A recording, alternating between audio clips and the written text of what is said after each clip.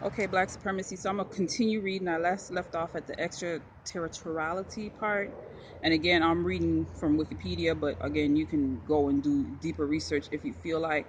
And I just want to say one thing for those of you brothers who are heavily concerned about how my hair looks. You should look out for one of my hair videos, and I've also noticed that a lot of you brothers are subscribed to sisters who do the whole faux hair movement or the whole so-called natural hair movement. Go and subscribe to one of their pages and let them know what you think about their hair.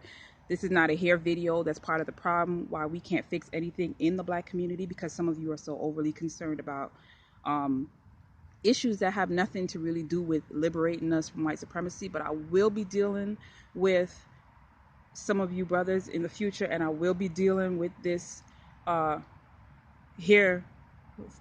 You know, you all accept a sister if she, treats her hair, but if she's dropping facts, it's straight dissing. Anyways, I'm gonna continue, and you can do the research yourself as well. So I last left off at the extraterritoriality part where it was talking about people who travel for sex. So it says this applies in cases where any of the partners travel into or out of the United States are from one state into another for the purpose of an illegal sexual encounter.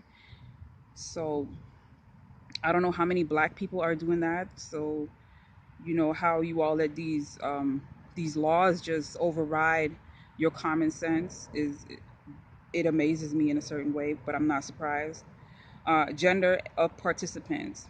This is There is debate as to where the gender of those involved should lead to different treatment of the sexual encounter in law or in practice. Traditionally, age of consent regarding vaginal intercourse were often meant to protect the chastity of unmarried girls. So, to even talk about age of consent, for one, you're not talking about, um, I guess, homosexual instances.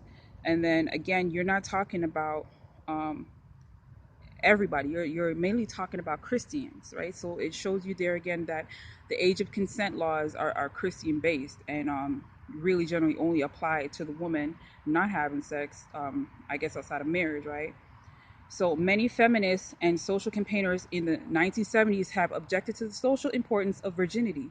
So it's a contradiction then. They don't even believe, these feminists, they don't believe the same things that you all believe. You all are, are for those people who are um, riding with the age of consent. For one, the feminists don't have the same concerns that they even use to argue and to push feminism, or to push the age of consent, which was that um, chastity, right? The feminists are they're not with that. They want to liberate the pussy, I guess, the way they see fit. And have also attempted, so said again, many feminists and social campaigners in the 1970s have objected to the social importance of virginity and have also attempted to change the stereotypes of female passivity and male aggression, demanding that the law protect children from exploitation regardless of their gender rather than dealing with concerns of chastity.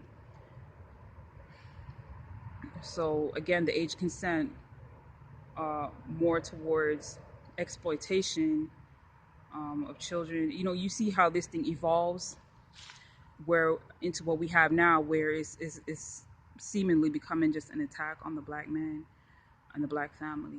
This has led to gender neutral laws in many jurisdictions. On the other hand, there is an opposing view which argues that the act of vaginal intercourse is an unequal act for males and females due to issues such as pregnancy, increased risk of STDs, and risks of physical injury of the girl is too young and not physically ready. If the girl is too young and not physically ready.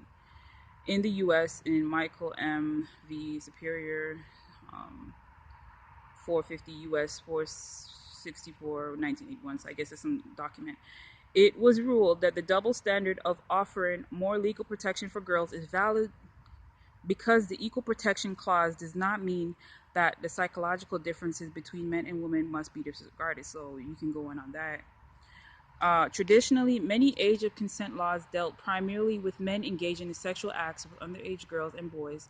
The latter acts often fallen under sodomy and boogery. So it shows that, if anything, you all should be attacking him for that, African Bambaataa, because age of consent didn't necessarily apply um, to that. Sodomy did instead, which again I guess is Christian based, but it says this means in some legal systems, women having sexual contact with underage youth were rarely acknowledged. Again, the women get off, the feminists get off, right? For example, until 2000, the year 2000 in the UK, before the Offense Amendment Act 2000, there was no statutory age of consent for lesbian sex. Again, we see the lesbians brought this in, the feminists brought this in, but they back in what the did I say the 1970s or something like that. So then for third, sorry, it was in the 17th century. So for 2 centuries, they get to again have their way with uh with each other regardless of age, right? But men are attacked. The age of consent was basically used as a tool and a weapon against men. We're going to have to just see that, right? Because up until the year 2000, that was just 15 years ago, right? There were no statutory age of consent for lesbians. In New Zealand, before 2005, there was no age of consent laws dealing with women having sex with underage boys. Again, pedophilia for females, if you want to use the term, right, was unhindered in New Zealand, until